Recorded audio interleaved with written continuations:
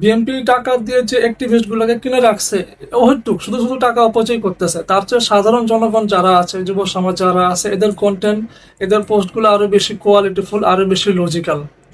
আর ধরুন যে বাংলাদেশে প্রায় 18 থেকে 20 কোটির মতো জনগণ আছে, বিএনপির সমর্থন 3 থেকে 4 কোটির মতো ধরে নিলাম। তো সবাই তো অনলাইনে অ্যাক্টিভ না, কিন্তু যুব সমাজ যারা আছে এরা অনলাইনে খায়, এরা অনলাইনে ঘুমায়। তো এদেরকেও তো আপনার টাকা দিয়ে কিনতে পারবেন না। 18 কোটি থেকে আপনার যদি 4 কোটি যায়, তাও 14 কোটি থাকে। এদেরকে কি আপনার টাকা দিয়ে কিনতে পারবেন না।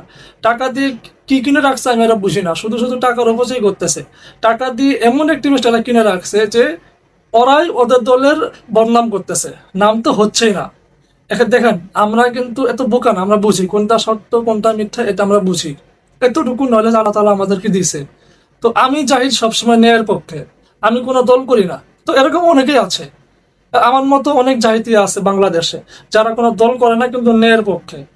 তো শুধু শুধু বিএনপি টাকা দিয়ে কি অ্যাক্টিভিস্ট কিনছে, এই অ্যাক্টিভিস্ট গুলাই আরো দলের বদনাম করতেছে। আরো দলের নাম তো করতে পারতেছে না, সুনাম তো করতে পারতেছে না, মানে চাটাচাটি করতে গিয়া দলটাকে এই যে আমলিকের মতো করবে। হাসিনা তো ভারতে গেছে, ওনাকে লন্ডনে যেতে হবে, এর জন্য ওনার প্রস্তুতি নেওয়া উচিত।